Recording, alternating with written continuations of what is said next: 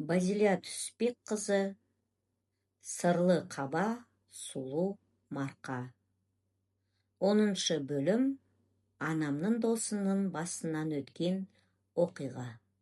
Мұндай түрлі оқиғаларды Қаба өлкесінде талай адамдар көреді, біледі де, бірақ өздеріне өздері сенбейді. Тіс жарып, ешкімге айтпайды. Білезік өзені сырлы тамнан басталады.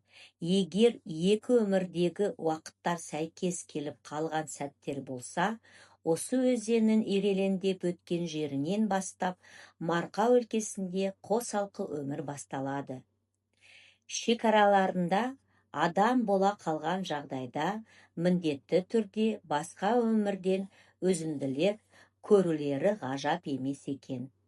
Әкемнің өмірі оқыстан қиылған соң, малдарға шөп дайындауға, тіршіліктің қамына анамыз екеуміз кірістік. Мен жаздай шөпшілерге аспазшы болдым. Түстен кейін босап анама көмекке келемін. Екеуміз кепкен шөптерді күпәнаға үйеміз.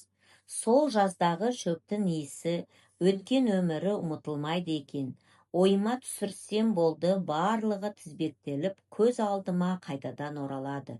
Анам бүгін жоспарымызды орындадық. Аздап тынығып алуымызға болады. Сен де қатты шаршап жүрсің. Қабырған әлі қатая қойған жоқ. Таныс әрісінен тыртындайсың.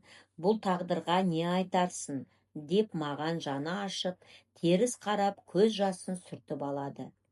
Түк болмағандай маған қарап, сөзін жалғай береді. Үнемі өмірін өстіп тұрмас. Ащысы мен тұщысын көріп қалдың, бәрін бағалай білетін боласың.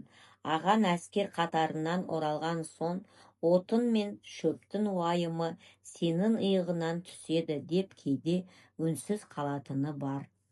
Тегі ұлын ойлап кетсе керек. Екеуміз жайлап қосқа келіп, шайымызды ішіп біраз отырамыз. Төсенішке жатып едім, мені ұйқы баса бастады. Бәзилия, мына жерде ұйықтауға болмайды, дейді анам. Мен не болды сонша, жанымда сен отыр емессің бе деп ренжігендей болдым. Саған осы жерде болған бір оқиғаны айтайын. Тек ұйықтамай тыңда. Менің замандасым Аман әскері борышын өтеп ауылға келген. Өте әсем жігіт болатын. Екі иығына екі кісі мінгендей мүсінді азамат. Келе сала махаббатын кездестірді. Уранхай ауылындағы Баршан атты сұлу қызбен кездесіп жүрді. Екеуі бір-біріне сай еді. Күз айы келіп, екеуі үйленіп, отау тікті. Ауылымызбен қатты қуаныстық. Көп ұзамай, жұбайы жүкті болып, тұңғыш балалары өмірге келді. Жылдар өтті, жан ұяларына 3-4 бала қосылды. Бақытты отбасылардың бірі болып, өмірлері өтіп жатты. Совхоз кезінде Аман шөпшілердің бригадирі болған. Жұмысшылар түскі астарын ішіп, жұмыстарына кеткен соң, Аман судың басына келіп, су ішіп, беті қолын жуады. Жағасында біраз отырып, дем алмақшы болады. Бұлақтың суы айран қосып қойғандай әппақ. Айран бұлақ аталғаны судың түсі себеп болған. Судың құрамында бір минералдар бар. Суын ішсен шөлін қанып, жанын рахат табады. Бір мезгіл дем алып, тіршіліктің тауқыметін ұмытқандай боласың. Бірақ та ешқандай дәм жоқ. Шөлі қанып, шаршаған Аман отырған жерінде маужырап ұйықтап кеткен. Шөлі қанып, шаршаған Аман отырған жерінде маужырап ұйықтап кеткен. Бір уақытта оянып, алдыңғы жағына қараса, тау етегінде қалың халықтың тойлатып жатқанын көреді. Басында түсім бе деп жата берген. Бір кезде ой түсіп, өзін өзі шымшылап тексерсе, ояу екеніне көзі жетеді. Тау етегінде неше түрлі киінген сұлу қыздар. Түйелерге жүк артылған, үстері түрлі түсті кілемдермен жабылған. Керуендер жылжуға даяр тұр. 4 түлік мал керуеннің алдында айдалып барады. Көзіне қатты түскені ақ боз аттың үстіндегі қалыңдық. Мұндай сұлу қыз жер бетінде болатынына таң-тамаша болады.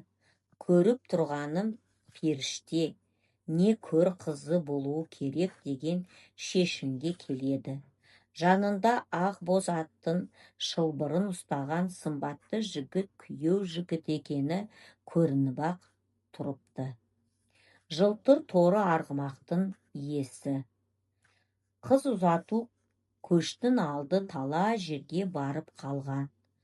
Соны жылжып көлге өтетін бұрылыстан ғайып бола бастаған. Соңғылары өткенде алыстан бұлдыратып қана бейнелері көрінеді. Аман орнынан тұрып, соңдарынан қараған. Бір мезгілде ақбоз аттың үстіндегі ұзатылып бара жатқан қыздың артына жалт бұрылғанын көреді. Аман тұрған орнында талып құлайды. Жұмыс басындағылар ауылмен іздеп таба алмапты. Зар жыласып, туған туысқандарының бармаған жерлері қалмапты. Шөпшілерге тамақ пісіруге, аспазшы суға барса, түнімен іздеп таба алмаған Аманның жағалауында жатқанын көреді. Өліп жатыр екен деп ойлаған. Даусының жаман шыққаны соншалық, ойбайлаған дауысқа бәрі жетеді. Тілден мүлде айырылып қалған. Бір қол, бір аяғының жаны жоқ. Ес-түссіз жатқан жерінен тауып әкеледі. Талай емшілерге апарып, қанша емдетсе де ем қонбайды. Үлкен молдаға апарған, бірнеше ай өткен соң тілі күрмелсе де әйтеуі сөйлеуге келіпті. Аяқ қолына жан кірмепті. Талай уақыт өткен соң анама болған жағдай туралы айтып берген. Айтқан адамдарымнан ешкім сенбеді. Сен сенесің бе деп сұрапты. Әңгімелерін тыңдап болған соң саған сенемін. Өзім де талай дүниелерді көрдім. Айтқаныма ешкім сенбеді.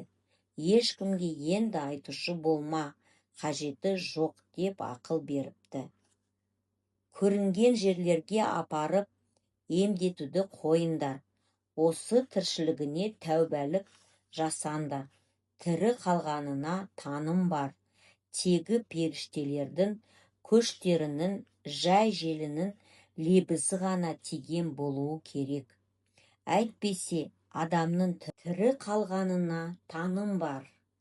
Тегі періштелердің көштерінің жай желінің лебізі ғана тиген болуы керек. Әйтпесе, адамның тірі қалуына екі талай, депті молда.